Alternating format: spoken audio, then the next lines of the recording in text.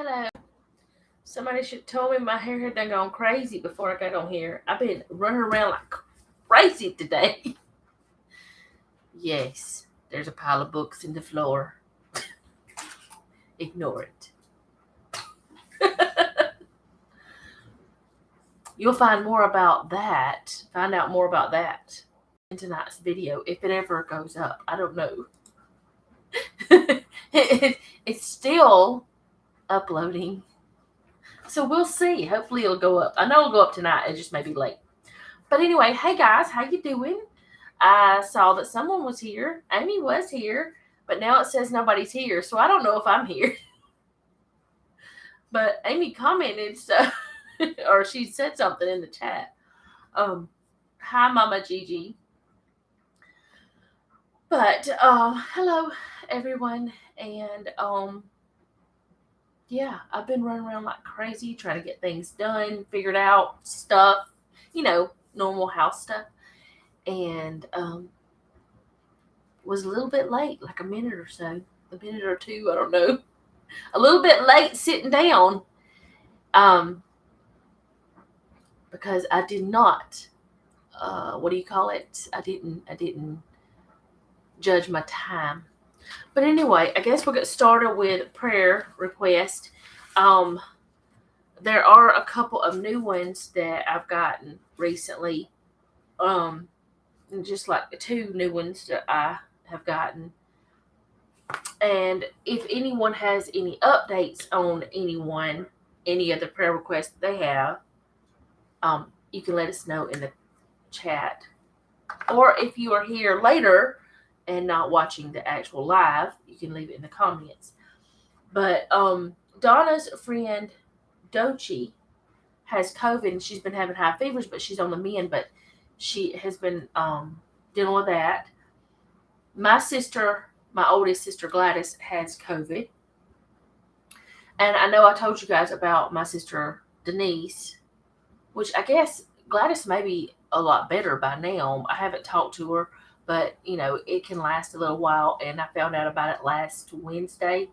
So it's been almost a week. And you go through a lot, even months and after. We don't know about years yet, but probably I guess years, because Stacy's still going through it, and she had it in 2020, and she's still having issues from where she had it. And Amy had it last year, was it, Amy? Or the year before? She's still dealing with issues. But so just keep them in your prayers. And then it was 2021. Okay, so it was year before last. So you've been going through it for a while. But them and my sister Denise, who I just found out she has Sjogren's, she didn't tell me about it because of everything I was going through, or we were going through with Selena. She didn't tell me about it. She knew about it last August, I believe it was, which is when Selena left. So I can understand, but I don't understand why she didn't tell me, because I would have liked to have known that. I've got my cursor right on my face, and it bugs me because I can see myself on the screen. And then Vicky Wright, who is a YouTuber, she had in a recent video, her mother passed away, and she had asked for prayers. So y'all keep her and her family in your prayers. Vicky Wright is her name. I haven't been watching her a really long time, but I've watched her some, and she's really sweet, and she asked for prayers. And I did say Donna, yeah, that's how I got on the COVID thing, because Donna's friend, Kim, has to have a second sleep study. Yes, you told me about that. Amy did. Which I've had sleep studies before. And to be honest, I used to wear my CPAP all the time. And I had worse sleep wearing it. So I'm thinking about, I haven't been wearing it because I can't sleep. Like, you're not getting notifications again? I don't know why. I don't know why people don't get notifications. It's got to be something with YouTube, because I don't turn them off. In fact, I make sure it's clicked that everybody is notified. But we just got started, Donna. We haven't even started the actual study. But There was something I was going to say now. I don't remember what it was. Oh, the sleep apnea thing.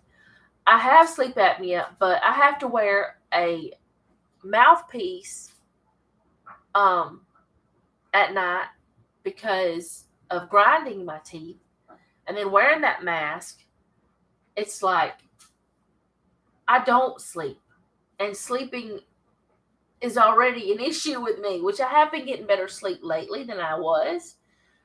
So that's good. But yeah, I haven't been wearing my CPAP because of I can't wear all of that. I can't have all of that apparatus in my mouth and on my face all at once. I just can't do it. Not and try to get a restful night's sleep. I was awake more than sleeping. But I have thought about looking into the little mouthpiece you can put in that it pulls your jaw into the right alignment and keeps it into the right alignment so that your mouth doesn't relax so much that your tongue falls back into your throat, because that's what happens and it blocks your airway. I'm not a scientist, I'm not a doctor, but I was told that by a doctor.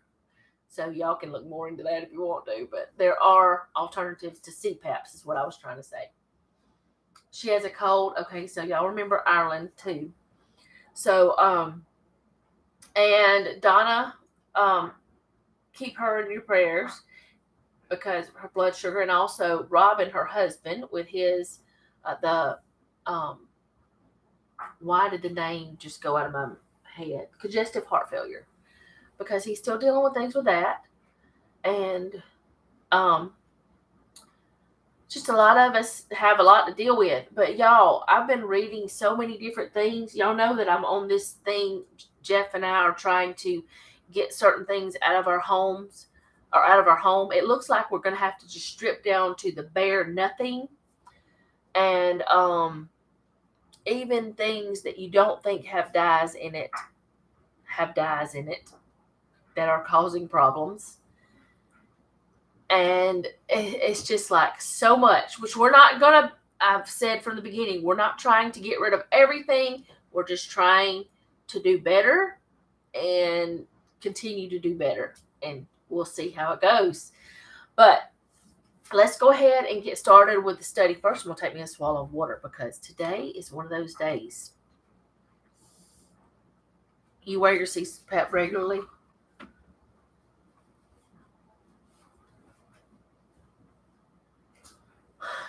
There are alternatives to CPAPs, though. And I have found that mouthpiece that I wear to keep me from grinding my teeth, I don't have as many issues with breathing, which maybe because it's holding my mouth like it's supposed to. I'm not sure. But yeah, it can cause permanent heart issues if you don't wear your CPAP. And I'm not saying don't wear your CPAP. I'm saying right now I'm dealing with having to wear so many different things in my mouth and on my face that I'm going to have to figure out something else to do to make it to where that I'm, okay. Because I wasn't sleeping at all with all that stuff. That's what I'm saying. I'm not saying don't wear a CPAP. I'm saying there's other things too that can help. But yeah, whenever I was just wearing the CPAP, I was okay. He does have heart issues. And but I'm not saying don't wear one. I'm not saying that at all. Maybe I shouldn't have said anything about me not wearing mine, but I'm just saying why that I'm having issues with it right now. But definitely get sleep study done and do what you're supposed to do. But and I have talked to my doctors about not wearing it while I'm wearing, because I have to wear the other thing, and that we're just kind of like in a let's see what we can do about it situation with my doctor, trying to make sure everything is taken care of. But anyway, okay.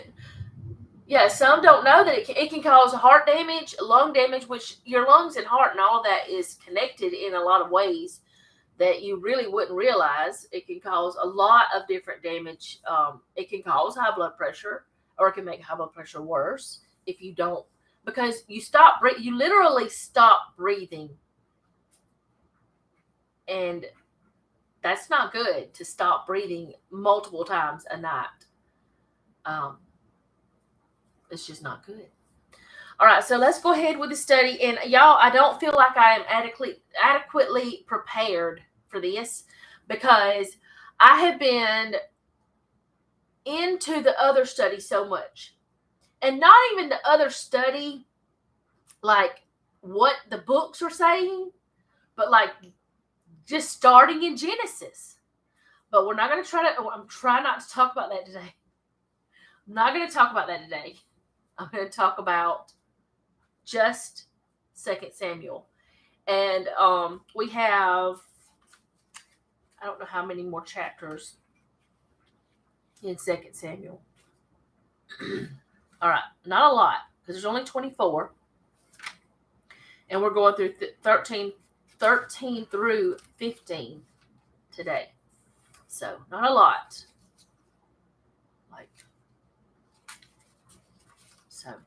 Yeah. Anyways, let's go ahead and get started with this.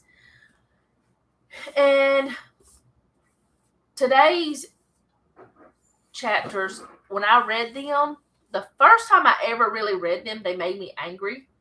And every single time I've ever read them, or the first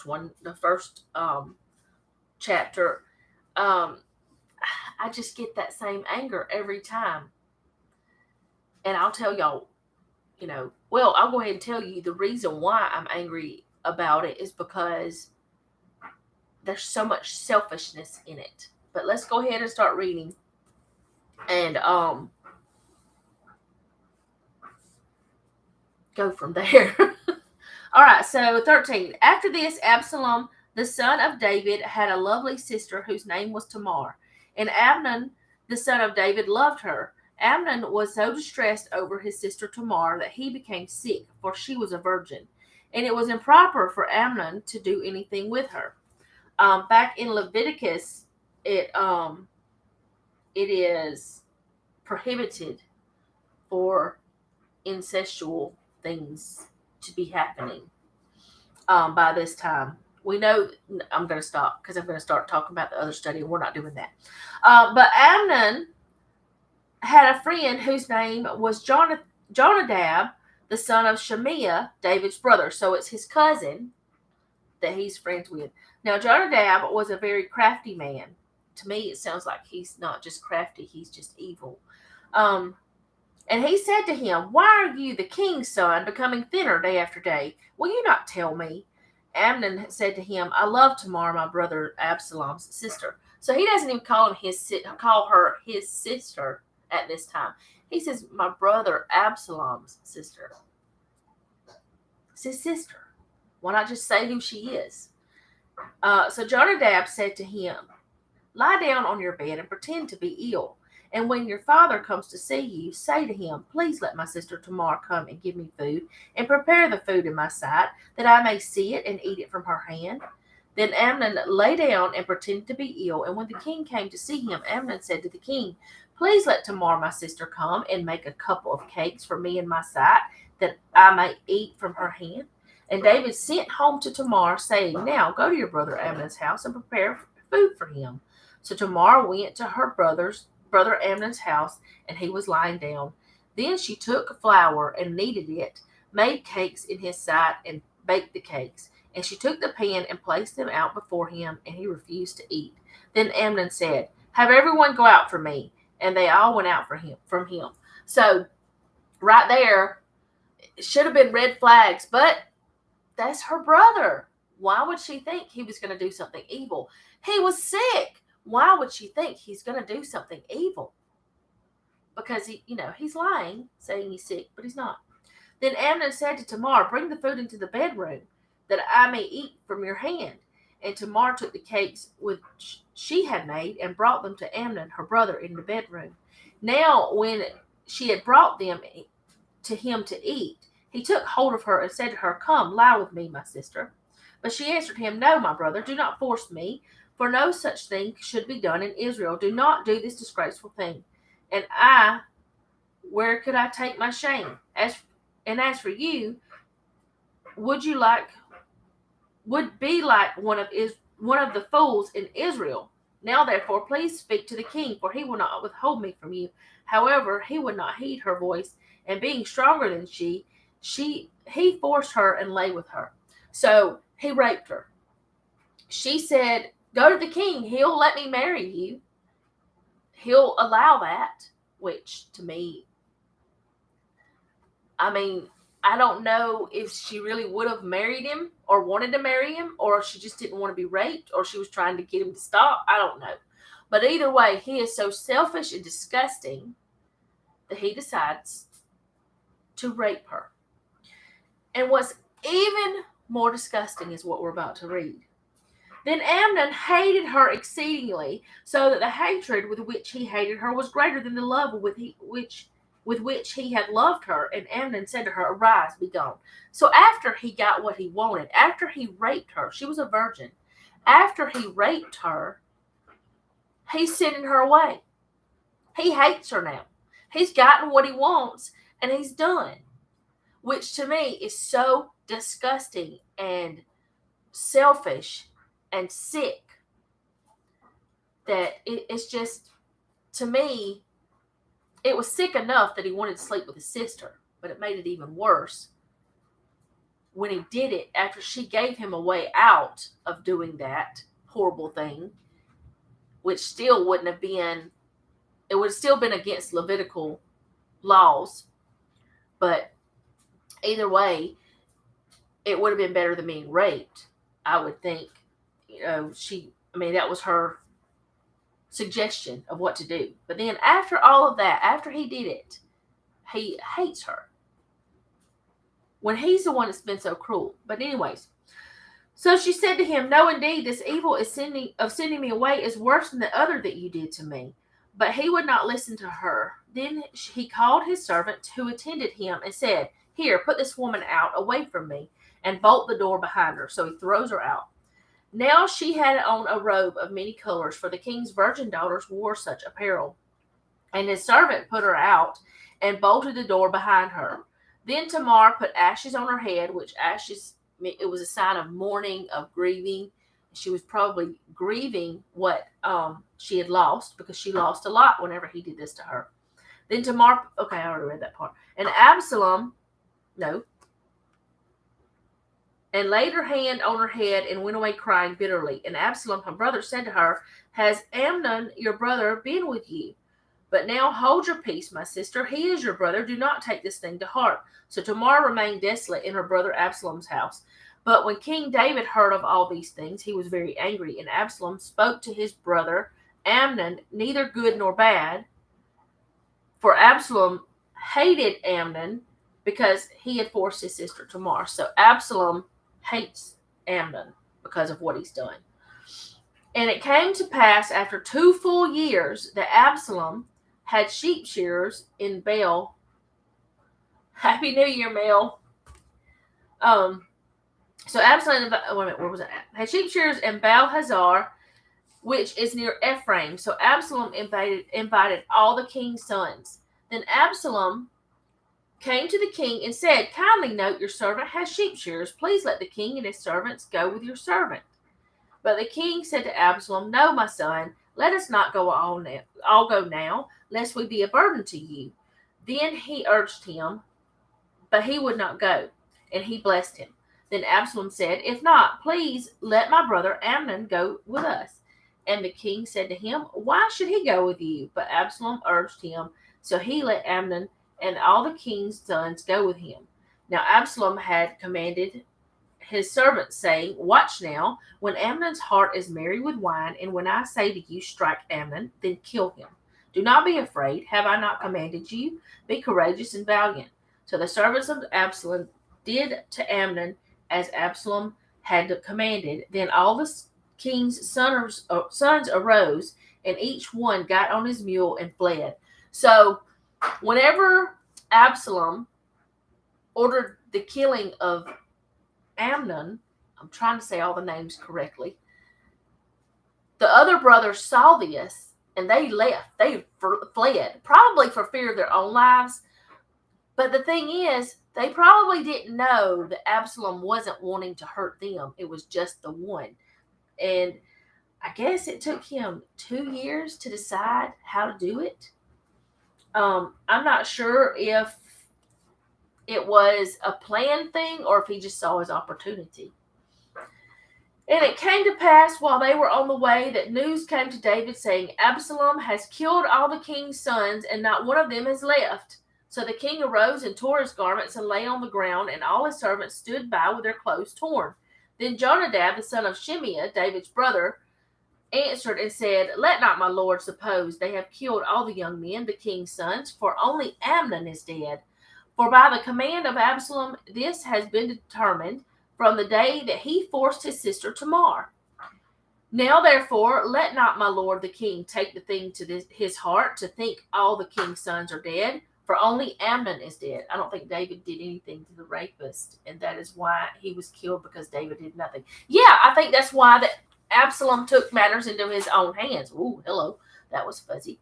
Absalom probably felt, it says right there that he had decided that he was killing him the day that he raped her.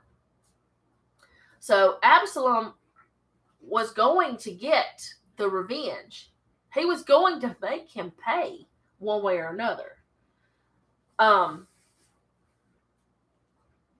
Yeah, he gave David plenty of time to do something. And I don't understand why he would allow his son to rape his daughter and let him just go, not do anything about it.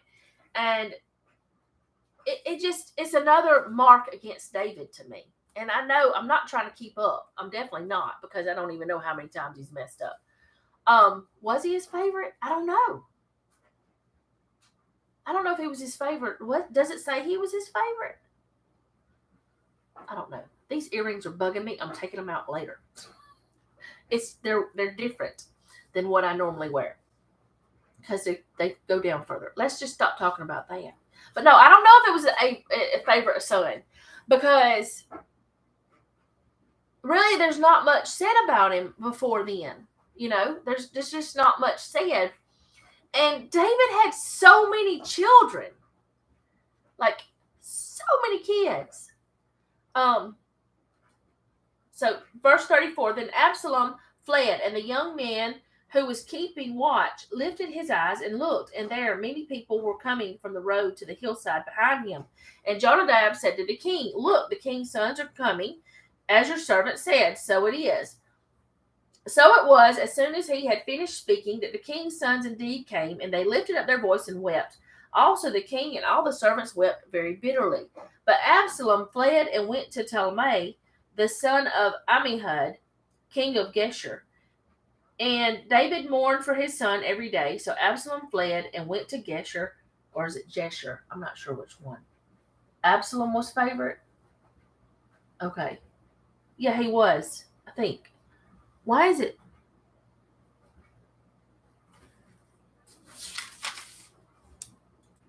Does it say that somewhere? I don't remember.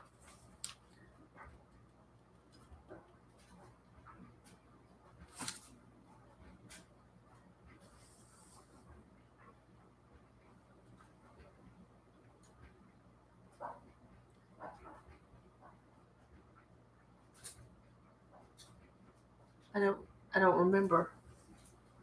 Okay, so where was I at? But Absalom fled and went to... Okay, I read that part. So Absalom fled and went to Geshur and was there 3 years. And King David longed for Absalom, for he had been comforted concerning Amnon because he was dead. But does it say somewhere that Absalom was his favorite?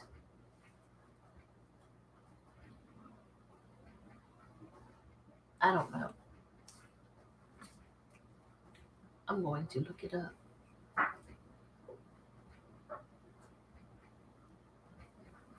I'm not spelling it right.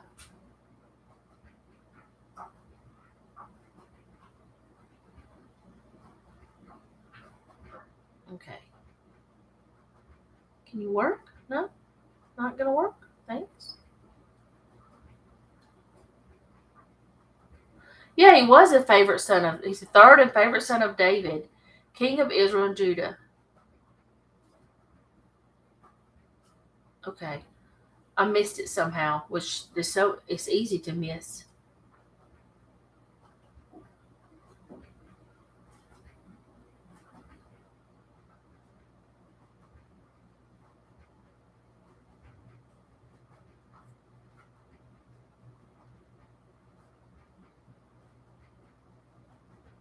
Okay,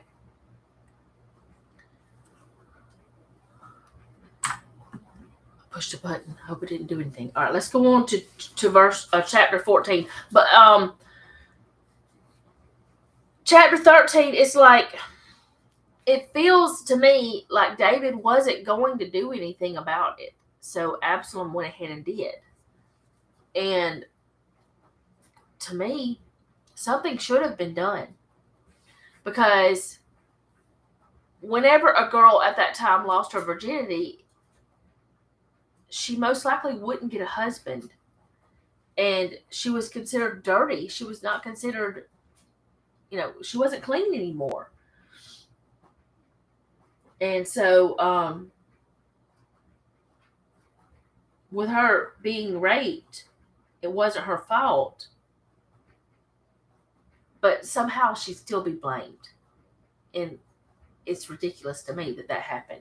But let's go on to chapter 14. So Joab, the son of Zeruiah, perceived that the king's heart was concerned about Absalom. And Joab sent to Tekoa, and brought from there a wise woman, and said to her, "Please pretend to be a mourner, and put on mourning apparel. Do not anoint yourself with oil, but act like a woman who has been mourning a long time for the dead.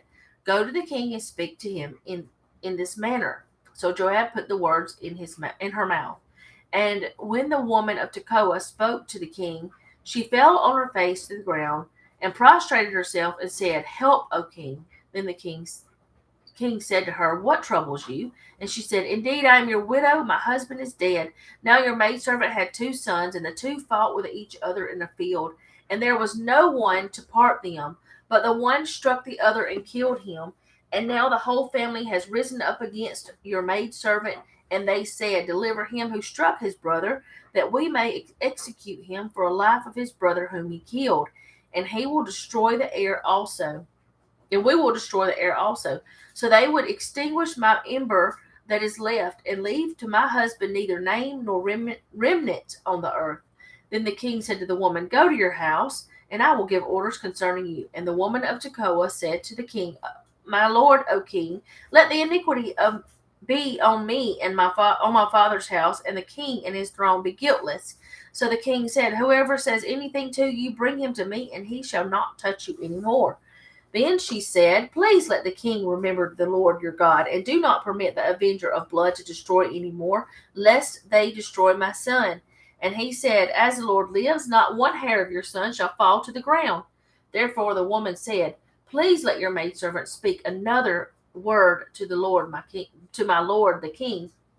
And he said, "Say on." So the woman said, "Why then have you schemed such a thing against the people of God? For the king speaks this thing as one who is guilty, in that the king does not bring his banished one home again.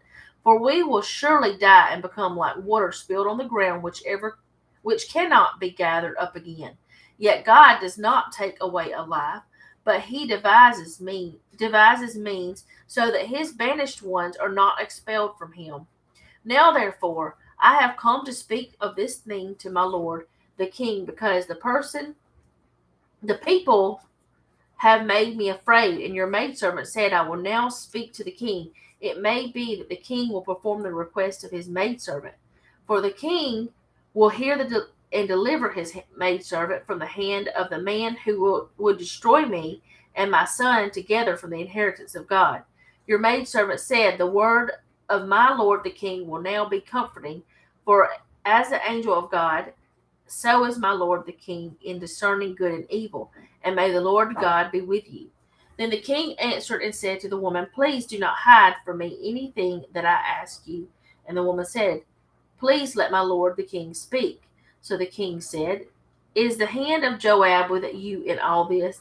And the woman answered and said, As you live, my lord the king, no one can turn to the right hand or to the left from anything that my lord the king has spoken.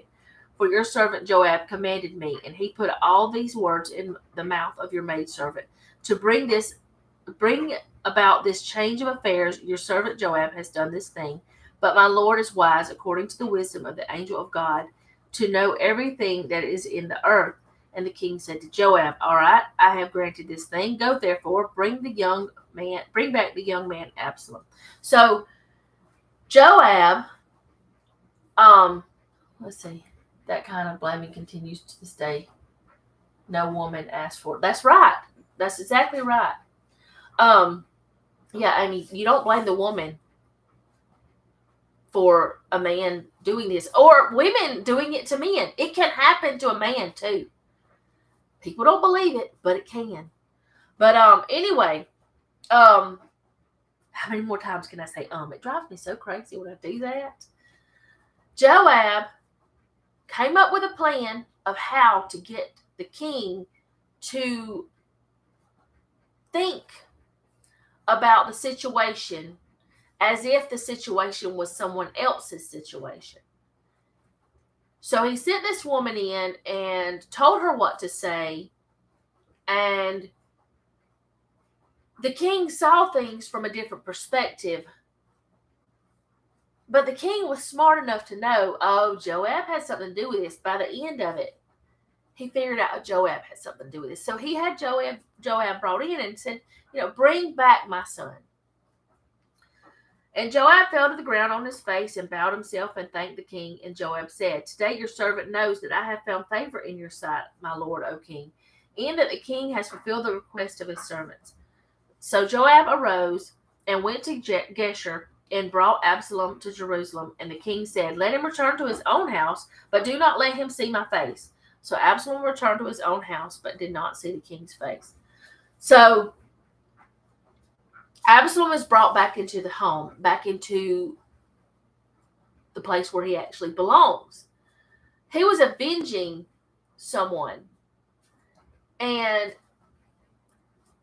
it might have been the only way he could figure out to do it. Now, should he have murdered him? Maybe not. But nothing else was happening after 2 years. And if I'm not wrong, I could be wrong. I should have done search on this, but I just thought about it. I believe rape was grounds for murder, for, execution. But I'm not sure. Can't remember. But anyway, Absalom is brought home because Joab, I don't want to say tricked. I don't feel like he tricked David.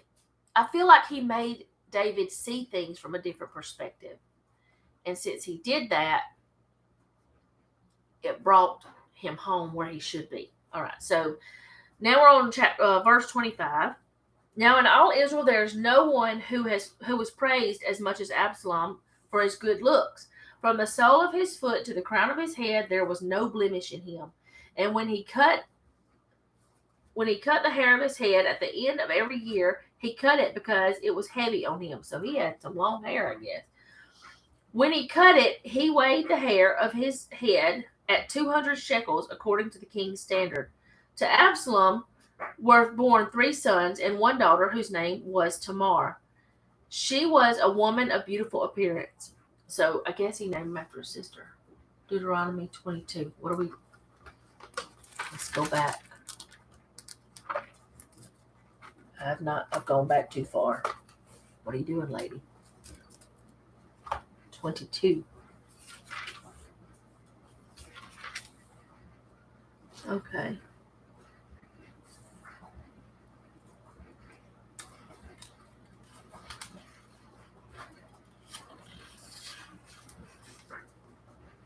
Do you know which verse?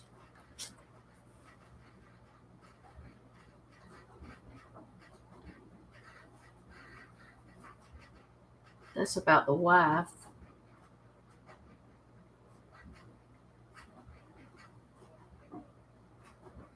Okay.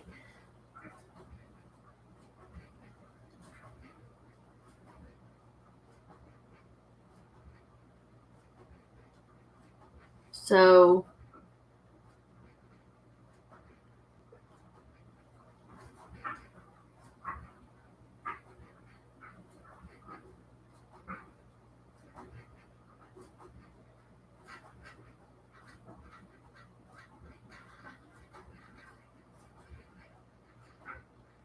okay, so you talking about, let's see,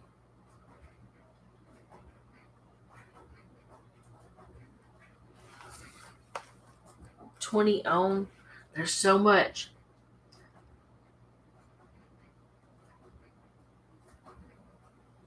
Because, okay. But if the thing is true, the evidence of virginity are not found for the young woman, then they shall bring out the young woman to the door of her father's house. That's if a woman is not a virgin, but she says she is. Um, If a young woman who is a virgin is betrothed to a husband, and a man finds her in the city and lies with her, then you shall bring them both out of the gate at that city, and you shall stone them to death with stones, the young woman because she did not cry out to the city in the city, the man because he humbled his neighbor's wife. So you shall put away the evil from among you. But she did go tell someone. So she wouldn't have been in that situation. She was in a different situation. She was not. This woman sounds like that they just slept together. Um,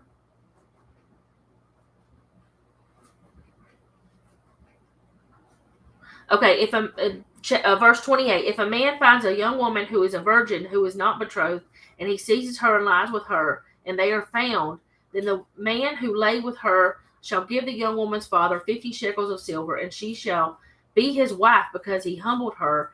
He shall not be permitted to divorce her all his days. So Amnon should have been forced to marry her, is what this says, if I'm correct.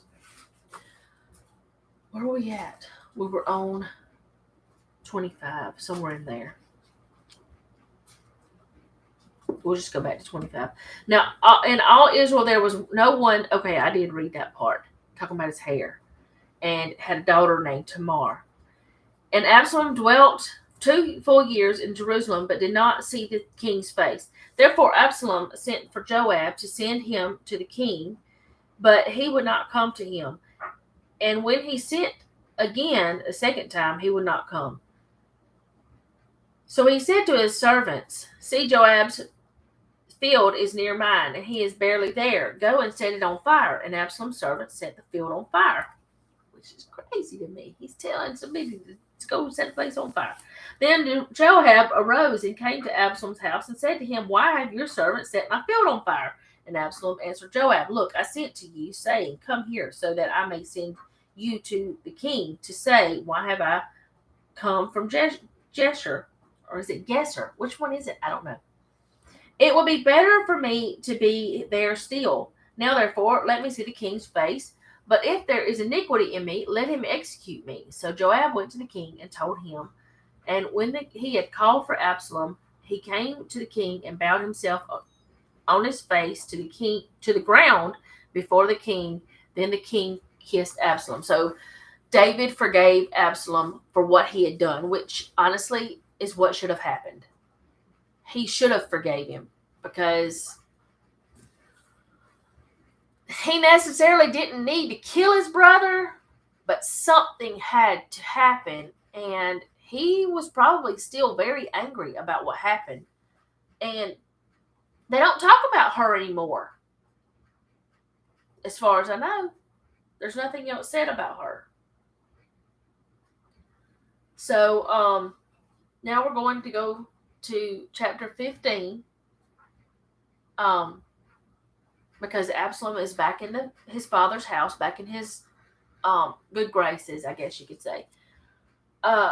There's really nothing else to say about that chapter, I guess. There's a lot to learn from it. We can learn that sometimes you have to do something drastic to be noticed, but to me, I feel like I would not burn a man's field or something like that, but they wouldn't listen to him. So he did what he felt he had to do, which may not be necessarily the best thing, especially nowadays, but it's what he felt he had to do, and it got what he needed done, I guess. All right. So, chapter 15. After this, it happened that Absalom provided himself with chariots and horses and 50 men to run before him. Now, Absalom would rise early and stand beside the way to the gate. So it was whenever anyone who had a lawsuit came to the king for decision that Absalom would call to him and say, "What city are you from?" And he would say, "Your servant is from such and such a tribe of Israel." Then Absalom would say to him, "Look, your case is good and right, and there is no deputy of the king to hear you." Moreover, Absalom would say, "Oh, that I were made judge in the land, and everyone who has any suit or cause would come to me, then I would give him justice." And so it was, whenever anyone came near to bow down to him, that he would put out his hand and take him and kiss him. In this manner, Absalom acted toward all Israel who came to the king for judgment. So Absalom stole the hearts of the men of Israel. So Absalom's at the gate, at the city gate, and he's just pretty much, giving everybody blessings of doing what they want to do. It kind of sounds like to me. He's telling them it's okay, just do it. I don't know. That's kind of what it sounds like. Now it came to pass after 40 years that Absalom said to the king, please let me go to Hebron and pay a vow which I made to the Lord. For your servant took a vow while I dwelt in Geshur in Syria, saying, if the Lord indeed brings me back to Jerusalem, then I will serve the Lord. And the king said to him, go in peace. So he arose and went to Hebron. So this is 40 years later, 42 years after Tamar is raped. And still nothing said about her. We just know that Absalom named a child after her. Okay. Then Absalom sent spies throughout all of the tribes of Israel, saying, as soon as you hear the sound of the trumpet, then you shall say, Absalom reigns in Hebron. And with Absalom went 200 men invited from Jerusalem, and they went along innocently and did not know anything. Then Absalom sent for Ahithophel, the Gilonite, David's counselor from his city, from Gilo, while he offered sacrifices. And the conspiracy grew strong, for the people with Absalom continually increased in number. So he's going around lying now. I mean, Absalom seems so good, and now he's committing treason. He's treasonous in his actions.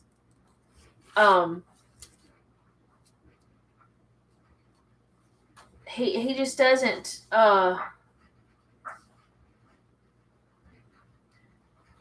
He's challenging his father, is what it sounds like to me. I don't know, but he's challenging his father's authority. Maybe he's still angry about what had happened. Maybe he's angry about having to go away from his home. I really don't know, but he's doing treasonous actions. So, now we're going to go on to verse 13. Now the messenger came to David, saying, the hearts of men in Israel are with Absalom.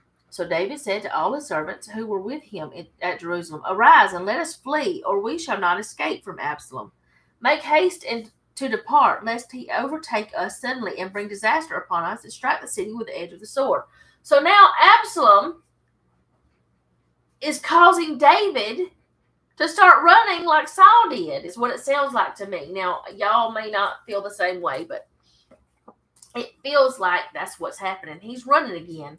David ran for so long whenever Saul was alive, and it seems like David's pretty comfortable. He's okay where he's at, and then all of a sudden now he's running again. Where was that at? And the king's servant said to the king, we are your servants, ready to do whatever my lord the king commands. And the king went out with him, with all his household after him. But the king left 10 women concubines to keep the house. And the king went out with all the people after him and stopped at the outskirts. Then all his servants passed before him, and all the Cherethites, all the Pelethites, and all the Gittites, 600 men who had followed him from Gath, passed before the king. Then the king said to Ittai, I don't know how to say that, the Gittite, "Why are you also going with us? Return and remain with the king. For you are a foreigner and also an exile from your own place. In fact, you came only yesterday. Should I make you wander up and down with us today, since I go I know not where? Return and take your brethren back. Mercy and truth be with you." But Ittai, is it Ittai? How do you say that name? Ittai? Ittai? I don't know. Answered the king and said, "As the Lord lives, and as my lord the king lives, surely in whatever place my lord the king shall be, whether in death or life, even there also your servant will be." So David said to Ittai, "Go and cross over." Then Ittai the Gittite and all his men and all the little ones who were with him crossed over, and all the country wept with a loud voice, and all the people crossed over, and the king himself also crossed over the brook Kidron, and all the people crossed over toward the way of the wilderness. Back in the wilderness. He's going back in the wilderness. Why is he going back in the wilderness? That's where we don't want to be. We don't want to be in the wilderness. There was Zadok also, and all the Levites with him, bearing the ark of the covenant of God. And they set down the ark of God, and Abiathar went up until all the people had finished crossing over from the city. Then the king said to Zadok, "Carry the ark of God back into the city. If I find favor in the eyes of the Lord, he will bring me back and show me both it and his dwelling place. But if he says thus, I have no delight in you, here I am, let him do to me as seems good to him." The king also said to Zadok the priest, "Are you not a seer? Return to the city in peace, and your 2 sons with you, Ahimaaz your son, and Jonathan the son of Abiathar. See, I will await in the plains of the wilderness until word comes from Abiathar, until word comes from you to inform me." Therefore Zadok and Abiathar carried the ark of God back to Jerusalem, and they remained there. So he's saying, take the ark back, and if I'm supposed to be there, if I'm supposed to be where the ark is, if I have God's blessing, I will see it again. I will go back.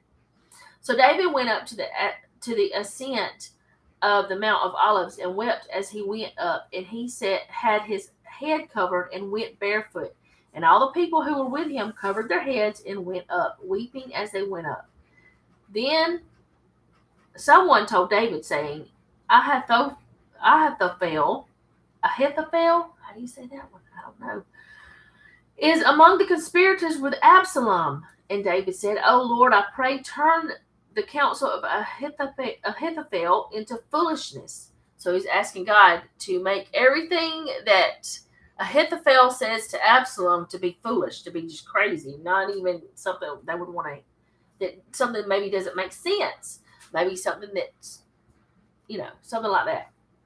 Now it happened when David had come to the top of the mountain where he worshipped God, there was Hushai the Archite coming to meet him with his robe torn and dust on his head. David said to him, If you go on with me, then you will become a burden to me.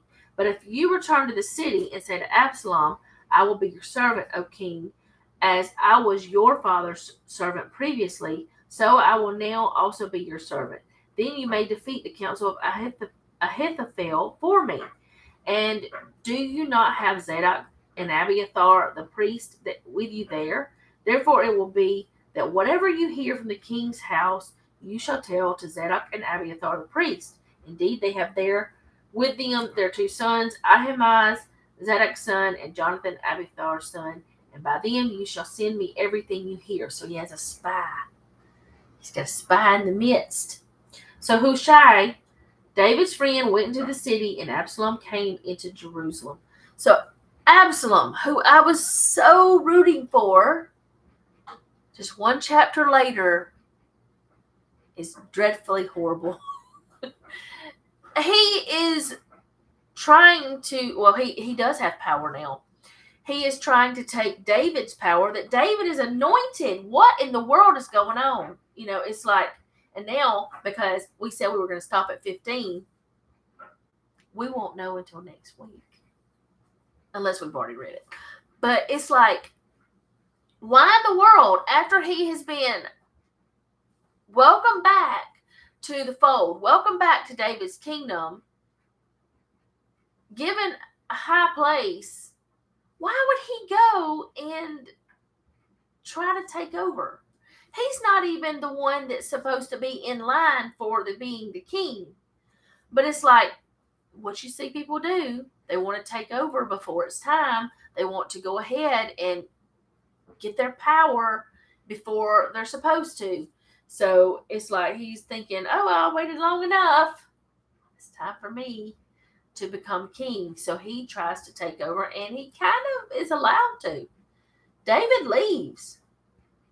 Maybe his anger had festered about not disciplining the rapist. That's true. That's what I was thinking too, that maybe he's so angry at David for not using his power the way he should. I don't know. It still bothers me that there's nothing else about Tamar so far anyway. I don't think there is. Is that it about Tamar?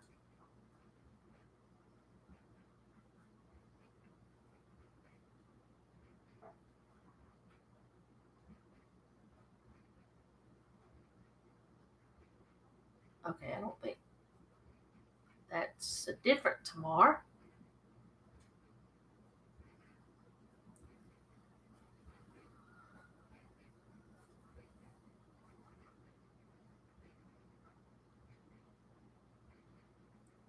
Something else to know is Tamar and Amnon probably didn't have the same mother. I don't think they did. But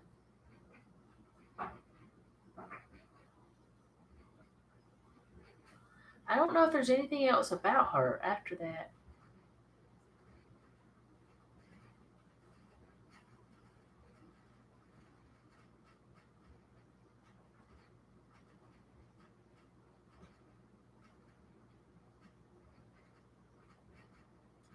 I don't know.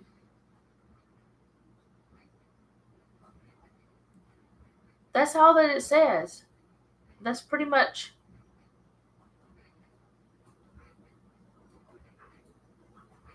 I mean, she's probably still living with Absalom if he's there, but that's it. That's it as far as I know. Yeah, there's nothing else after her, after that. Which I would like to know what happened, and I'm pretty sure she stays in Absalom's house because he was her protector. But I don't know. But anyways, it kind of dumbfounded me to know that Absalom had won my heart because he was the avenger. He was the one who took care of the evil that had happened.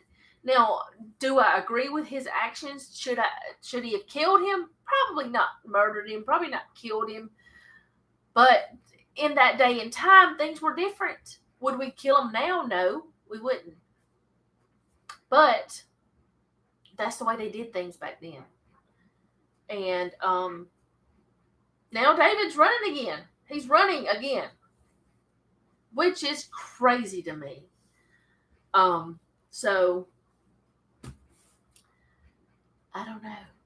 It's like David, he just started going downhill, kind of.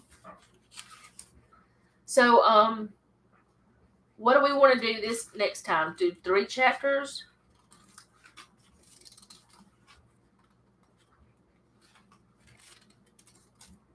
If we do 3 chapters for the next 3 weeks, let's see, that's 1. Let me go back here and look at it again. I think it's 3 weeks. So that's 1 week, 2 weeks. Yeah, the next 3 weeks we'll be done with 2 Samuel. So we will finish. Where's my cursor? I took it off my face now. I can't find it. We'll finish on the 31st. And then in February we can start a whole different type of study. And that way, are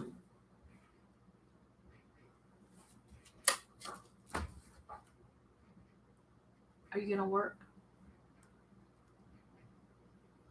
So 16 through 18, yeah. This time, maybe I'll just go ahead and write them all down so that I'll know. So the 24th and the 31st. This pen sounds weird.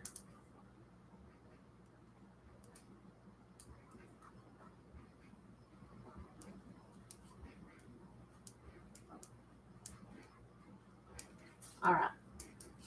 That way we have it figured out. And then during the next 3 weeks, we can be figuring out what we want to start studying for February. If we want to start studying some certain subject, or if we want to, like, I hate to say, but then again, like, the Thursday study has sent me on rabbit trails and into other places, and it's been fun studying this stuff. It's been fun learning more, and I hate to say it, I gave it more time than I did this for Tuesday this time.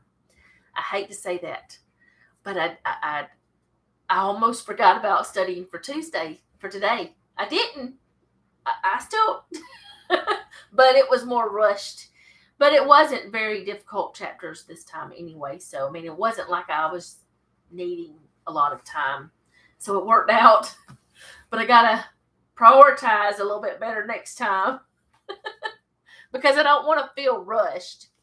But, oh, what with a K? Oh, dear. What? But, I'm trying to figure out what we might want to start. Because I know whenever I very first started doing this study, this live study on Tuesdays, we were doing the Women of the Bible. And then we moved on to other things. And then we ended up going into doing just books of the Bible. Well, since we're doing the Thursday studies, we don't really need to do books of the Bible because we're doing that in the Thursday studies. So maybe we can, the things that we're not covering in the Thursday studies, we can cover for the Tuesday studies. So maybe the next few weeks before February, we can kind of find things that we want to pull more from on the Thursday study that, that it doesn't cover. That just doesn't, I mean, yeah, it covers it because we're reading the whole Bible, but maybe we want to get more in depth. So we'll be thinking about it. We've got time to figure it out. Something on forgiveness. I think we actually have done some things. Oh, yeah, I got some questions too, Amy. But yeah, I've done, I think we've done one on forgiveness, but we can do more on forgiveness because that is something we need to really do a lot more. And I do want to say forgiveness is not so much for the person you're forgiving.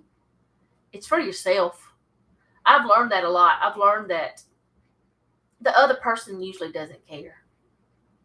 They don't even know. And whenever you forgive and you try to let go of that anger and the pain, it's for you more than anybody else. But it is something that God does talk about. It says forgiving. Now, I don't know what would have happened in the situation with Amnon and Absalom and David and Tamar if there'd been forgiveness. But, which there was forgiveness because David did forgive Absalom and then Absalom betrayed him. But yeah, I've got questions about this stuff too. But yeah, we can do different subjects. What I can do is I can, in my little notebook here that I do my Tuesday study notes in, I can make a list, like get a Post-it or something and put in the front of it. I think I actually have a Post-it. Yeah, I do. And I've got things where we've studied and marked off and all that stuff. So I do need another one for doing that. So we can do that and we can learn more. In fact, the very first study we did was on 3/9/21 and we learned about Dorcas. We talked about Dorcas and Rizpah and Sarah again, and then Hannah, Deborah and Yael, however you say it. And then we started moving on to other things.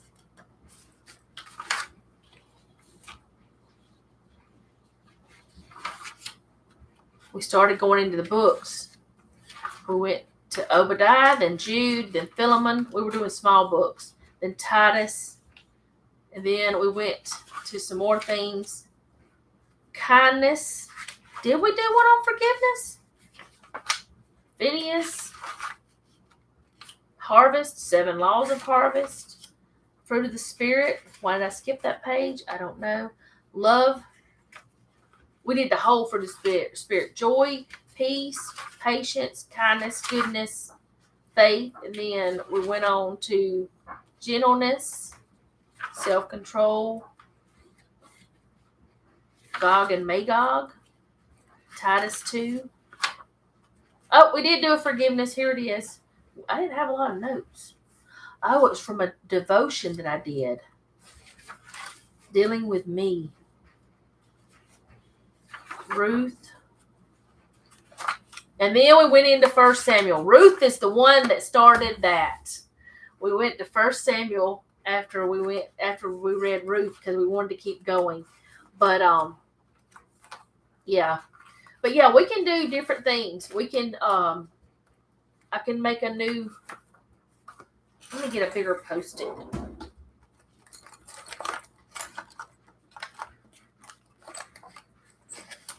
Come here, Post-it notes. Get one of these bigger ones out and right.